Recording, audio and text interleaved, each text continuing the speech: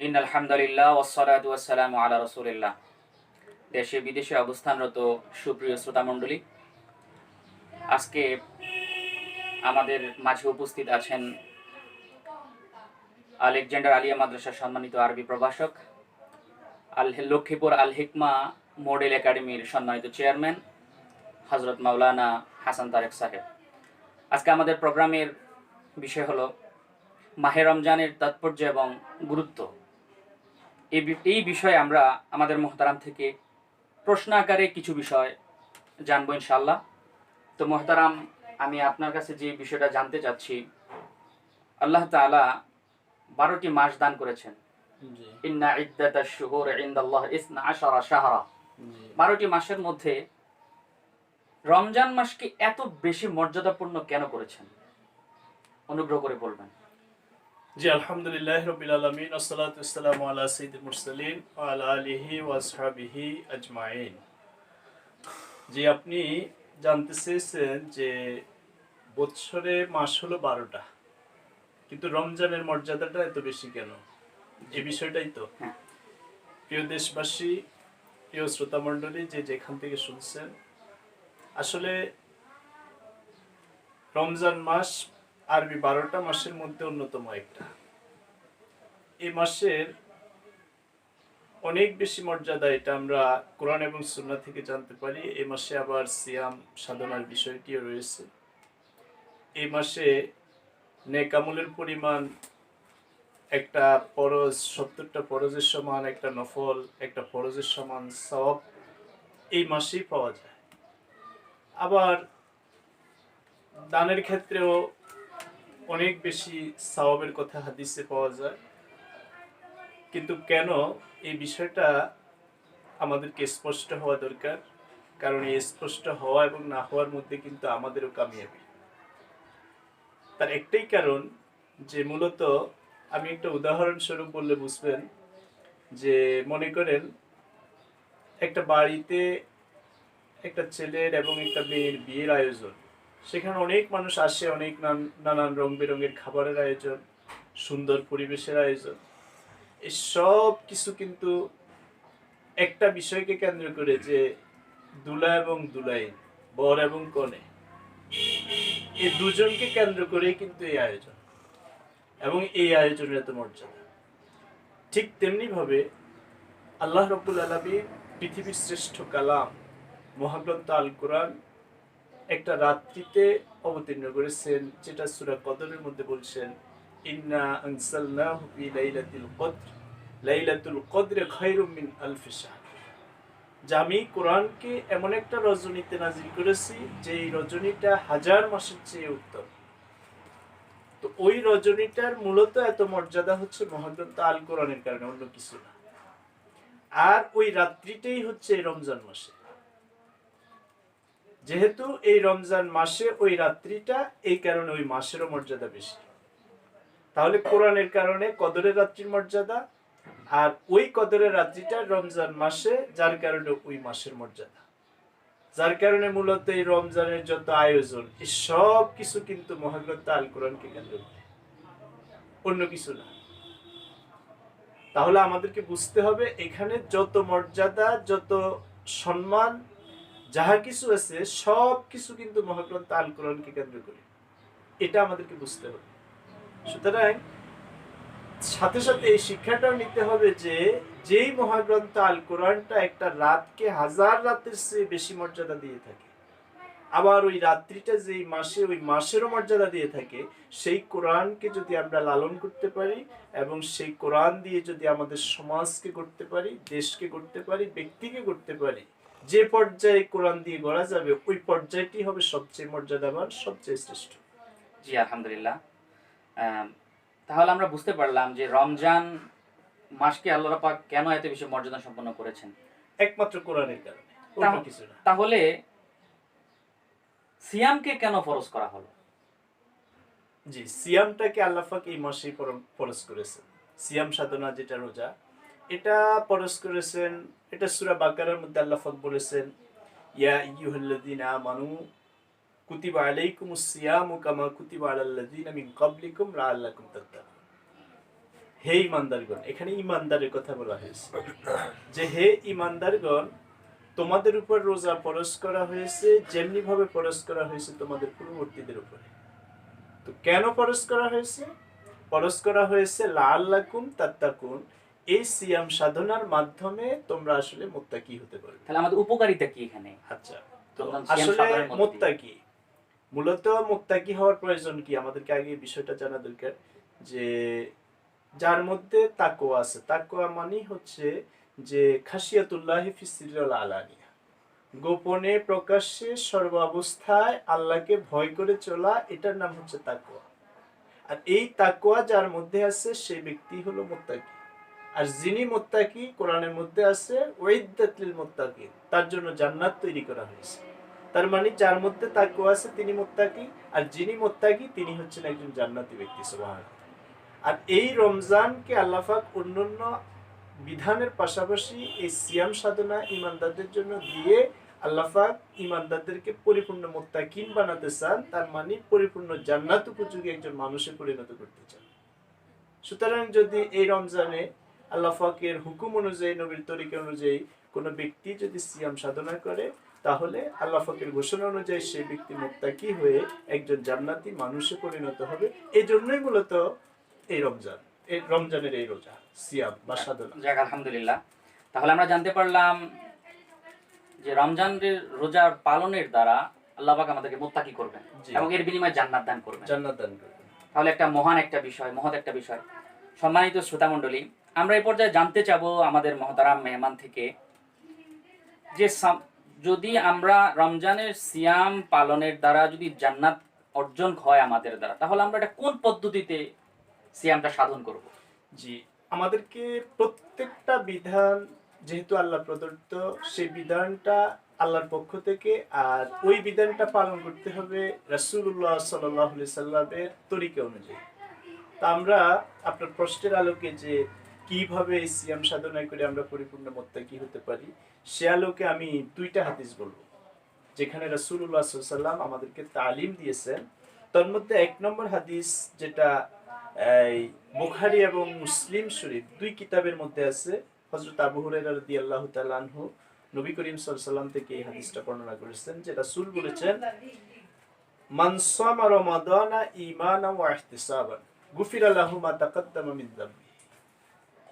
যেই ব্যক্তি ঈমান এবং ইহতিসাবের সাথে রমজানের সিয়াম সাধনা করে, তার অতীত জীবনের সকল গুনাহগুলো আল্লাহ মাফ করে দেন। সুবহানাল্লাহ। তো যে ব্যক্তি গুনাহমুক্ত হবে সে তো পরিপূর্ণ পরেজগার, আর তার জন্য জান্নাত। তাহলে আমাদেরকে ঈমান এবং ইহতিসাবের সাথে রোজা রাখতে হবে, এক। দুই নাম্বার হচ্ছে বুখারী এবং মুসলিমের আরেকটা হাদিসে এসেছে, রাসূল বলেছেন, মাল্লাম ইয়াদা কাওলা যুরি ওয়াল আমালা বিহি ফালাইসা লিল্লাহি হাজাতান আন ইয়াদা তুআমাহু ওয়া শারাবাহু।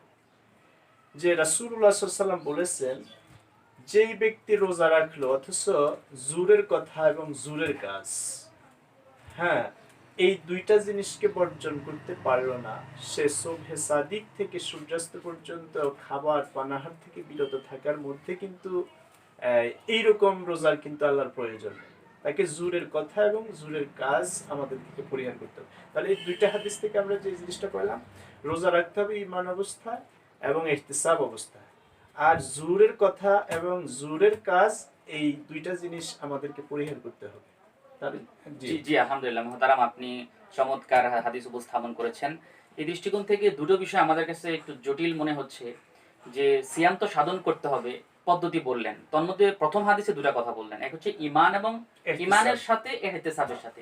এই দুটো যদি স্পষ্ট করেন তাহলে আমাদের সম্মানিত শ্রোতাবিন্দু যারা আছেন এই দুটো বিষয় সহজ হবে।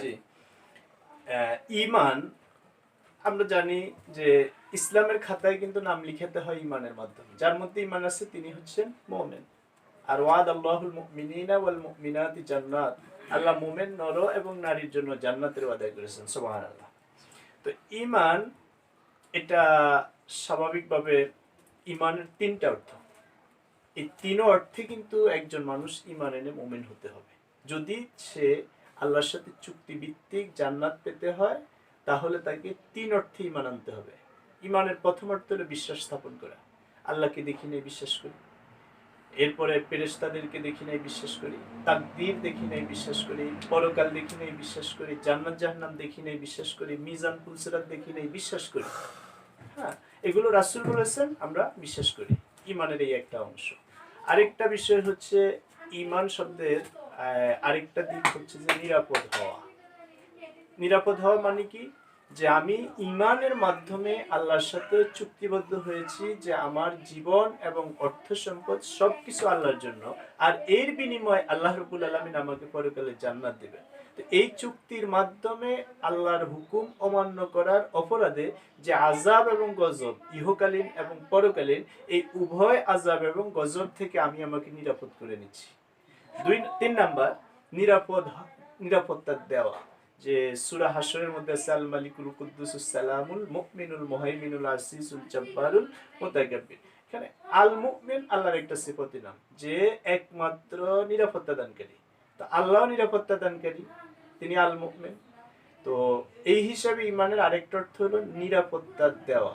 তো নিরাপত্তা দেওয়া মানে হচ্ছে আমি যখন ঈমান আনবো বা কেউ যখন ঈমান আনবে, তখন তার এই জবান এবং হাতের কাছে আল্লাহর সকল মাখলুক নিরাপদ, অর্থাৎ তাদের নিরাপত্তায় কোনো আঘাত করা যাবে না। চাই সেটা অন্যান্য প্রাণী হোক অথবা মানুষ হোক, মুসলিম হোক অমুসলিম হোক, তার কাছে সবাই কি নিরাপদ থাকতে হবে।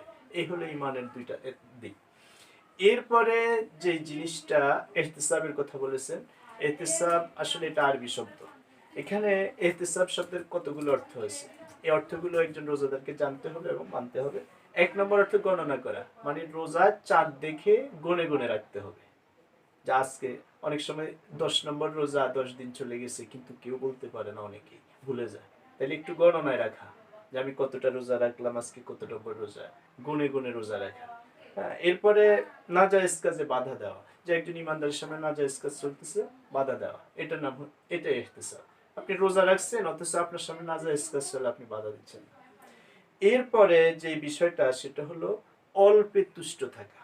যে আপনি রোজা রাখবেন, ভালোভাবে সাহরি খেতে পারবেন না, ভালোভাবে ইফতারি করতে পারবেন না, জাঁকজমকপূর্ণ আয়োজন করতে পারবেন না। হ্যাঁ, এই অল্পেতে কি থাকা, আমাদেরকে তুষ্ট থাকতে হবে। এরপরে যে বিষয়টা, সেটা হলো থামিয়ে যাওয়া। ইহতিসাব মানে থামিয়ে যাওয়া, যে আপনি অন্যায় করতে চাচ্ছেন, নিজেকে থামাই দিবেন, অন্যায় করা যাবে না। এদিকে আপনি যাচ্ছেন, স্টপ হয়ে যাবে, অন্যায়ের দিকে যাচ্ছেন, স্টপ হয়ে যাবে, থামিয়ে যাওয়া। এরপরে ইহতিসাব শব্দের আরেকটা অর্থ হচ্ছে কারো ছেলে বড় হয়ে মারা গেলে ধৈর্য ধারণ করা। আমি এই কথাগুলো অবশ্য আমার কাছ থেকে বলি না, এগুলো লুগাতের মধ্যে আছে, কোরআন হাদিসের বিভিন্ন ব্যাখ্যায় আছে। এমনকি এই বিষয়গুলো আমার একজন ওস্তাদ, উনি এগুলোর বিস্তারিত ব্যাখ্যা আমাদেরকে ছাত্র জীবনে দিয়েছেন। লক্ষ্মীপুর দারুল উলুম কামিল মাদ্রাসার ভাইস প্রিন্সিপাল মাওলানা ইসমাইল হোসেন, বারাকাল্লাহু ফি হায়াতিহি। তো তিনি আমাদেরকে তালিমগুলো কিন্তু দিয়েছেন, পরবর্তীতে আমরা মিলিয়েছি। এই কথাগুলো কিন্তু কোরআন হাদিসে আছে। যাক আলহামদুলিল্লাহ। তাহলে আরেকটা অর্থ আছে এখানে, সওয়াবের আশা করা। ইহতিসাব, আপনি রোজা রাখছেন, সওয়াবের আশা করতে হবে, যথেষ্ট পরিমাণে দান করতে হবে, এটাও ইহতিসাবের অংশ, যে সাধ্য অনুযায়ী দান করা। এই আর কি বিষয়গুলো ইহতিসাব। মাশাআল্লাহ, তাহলে আমরা ঈমান এবং ইহতিসাবের যে বিষয়টা, এটা স্পষ্ট হয়ে গেল। তার মানে হলো আমরা এর আলোকে যদি রোজা রাখি, তাহলে আল্লাহ পাক আমাদেরকে জান্নাত দান করবেন, গুনাহগুলো মাফ আপনি করে দিবেন। দ্বিতীয় হাদিস শরীফের মধ্যে যে কথাটা বলছেন, জুরের কথা, জুরের যে কথাটা আনছেন, এই জুরের বিষয়টা একটু স্পষ্ট করে দিবেন আমাদেরকে। জুরের কথা, জুরের কাজ, এই দুইটা পরিত্যাগ করলে রাসূল বলছেন যে এই দুইটা পরিত্যাগ যে করতে পারবে না। জুরের কথা, জুরের কাজ, জুর আরবি শব্দ, তো কথা কাজ বাংলা। তো এই দুইটা কাজ যে ব্যক্তি পরিত্যাগ করতে পারলো না, তা শুধুমাত্র খাবার পানাহার থেকে বিরত থাকার নাম কি নয়? রোজা নয়। আসলে রোজা তো পার্সি শব্দ, এখানে সিয়াম, সিয়াম মানে হচ্ছে আল-ইমসাক, বিরত থাকা। তো বিরত মানে শুধু খাবার পানাহার থেকে না, আমার চোখকে অন্যায় থেকে বিরত রাখা, হাতকে বিরত করা, গোটা শরীরের অঙ্গ প্রত্যঙ্গকে কি করা, নিয়ন্ত্রণ করা, বিরত রাখা। তো কোথায় থেকে? জুরের কথা, জোরের কাজ। জুরের কথা কি? 1 নম্বর আল কিযবু, মিথ্যা, মিথ্যা কথা বলা যাবে না, মিথ্যার আশ্রয় নেওয়া যাবে না। এরপরে হারাম, হারাম কথা বলা যাবে না। এরপরে হারাম খাওয়া যাবে না। এরপরে অশ্লীল গান। এরপরে একজন অমুসলিম যেই কাজ করে, সেই কাজ করা যাবে না। আমি একজন মুসলিম, আমার উপর আল্লাহর একটা আইন আছে, আমার একজন স্রষ্টা আছে, তার হুকুম আছে, বিধান আছে, আমাকে সেভাবে চলতে হবে। কিন্তু অমুসলিমরা যে কর্মকাণ্ড করতে পারে, একজন মুসলিম হিসেবে ওই কাজ আমাদেরকে করা যাবে না। এগুলো হলো জোরের কথা, ঠিক আছে। এরপরে জোরের কাজ যে বিষয়টা বুখারী শরীফের মধ্যে কিতাবুস সিয়ামের মধ্যে এখানে এই হাদিসের এই ব্যাখ্যায় বলা হয়েছে যে কাউলা জুরি ওয়াল আমালা বিহি আই বিমুক্তাদাহুল্লাহু মিম্মা নাহাল্লাহু আনহু, অর্থাৎ আল্লাহ যা নিষেধ করেছেন তা থেকে বিরত থাকা। সেটি কি? বাতিল, মানে এমন কাজ না করা, বাতিলের সাথে সন্ধি না করা, বাতিলের সাথে আপোষ না করা। বাতিল বলতে যে বিষয়টা আমি সহজ ভাষায় বলি, আল্লাহর পথে চলার ক্ষেত্রে যাহা কিছু বাধা হয়ে দাঁড়ায় সবটাই বাতিল। এই বাতিলের পক্ষে কাজ না করা, বাতিলের পক্ষে সাক্ষ্য না দেওয়া, হ্যাঁ, এগুলো হলো, সাক্ষ্য দেওয়াটা হলো জোরের কাজ। এরপরে মিথ্যার পক্ষে সাক্ষী দেওয়া, এটাও জোরের কাজ। এরপরে অশ্লীল যে মজলিস, এই সমাবেশ, এগুলো থেকে বিরত থাকা, তারপর অশ্লীল গানের মজলিস থেকে বিরত থাকা, এগুলো হলো জোরের কাজ। বাতিল যারা আল্লাহর পথে বাধা হয়ে দাঁড়ায় তাদের সাথে থাকা, তাদের পক্ষে সাক্ষী দেওয়া, এরপরে মিথ্যার পক্ষে সাক্ষী দেওয়া, এরপরে অনৈতিক বা ইসলাম বিরোধী সমাবেশ, সভা অনুষ্ঠান, এগুলোতে থাকা, এরপরে অশ্লীল গানের মজলিসে থাকে, এগুলো হচ্ছে জোরের কাজ। এগুলো আমাদেরকে পরিত্যাগ করতে হবে। যে ব্যক্তি রোজা রাখলো আবার এই ধরনের জোরের কথা এবং কাজের সাথে মিথ্যা কথা বললো, হারাম বক্ষণ করলো, হারাম কথা বললো, এরপরে অশ্লীল গান বাদ্যের সাথে জড়িত, অমুসলিমদের কার্যক্রমের সাথে জড়িত, বাতিলের সাথে জড়িত, এরপরে বাতিলের পক্ষে সাক্ষ্য দেওয়া, মিথ্যার পক্ষে সাক্ষ্য দেওয়া, অশ্লীল মজলিসে বসা, গানের মজলিসে বসা, এগুলো ত্যাগ করা হচ্ছে জোরের কথা এবং কাজ ত্যাগ করা। আর যে ব্যক্তি এগুলো ত্যাগ করতে পারবে না, সে কিন্তু রাসূল সাল্লাল্লাহু আলাইহি ওয়াসাল্লাম কঠোর হুঁশিয়ারি দিয়েছেন, মাল্লাম ইয়াদা কাউলা যুর আলা আমালা বিহি ফালাইসা লিল্লাহি হাজাতান ইয়াদা তুআমাহু ওয়া শারাবাহু, যে এই ধরনের কাজ যে ছেড়ে দিতে পারবে না, এই ধরনের কথা যে ছেড়ে দিতে পারবে না, শুধুমাত্র পানাহার এবং খাবার থেকে বিরত থাকা, এই ধরনের রোজার আল্লাহর কোনো প্রয়োজন নেই। মাশাআল্লাহ, আলহামদুলিল্লাহ। সম্মানিত শ্রোতা মণ্ডলী, যে যেখান থেকে দেখছেন, আলহামদুলিল্লাহ আমাদের সম্মানিত মহতারাম মেহমান রমজানের সিয়াম আমরা কিভাবে সাধন করব একটা ফরম্যাট দিয়েছেন। আশা করি আলহামদুলিল্লাহ আমরা যদি এইভাবে পালন করতে পারি, আল্লাহ পাক আমাদেরকে যে ওয়াদা করেছেন, জান্নাতের ওয়াদা করেছেন, অবশ্যই দান করবেন। আমাদের মহতারামকে অসংখ্য ধন্যবাদ আমাদের সাথে থেকে সময় দেওয়ার জন্য, এবং আমাদের সাথে যারা এ পর্যন্ত আমাদের অনুষ্ঠান দেখেছেন সকলকে মোবারকবাদ জানাই। আসসালামু আলাইকুম রহমতুল্লাহ।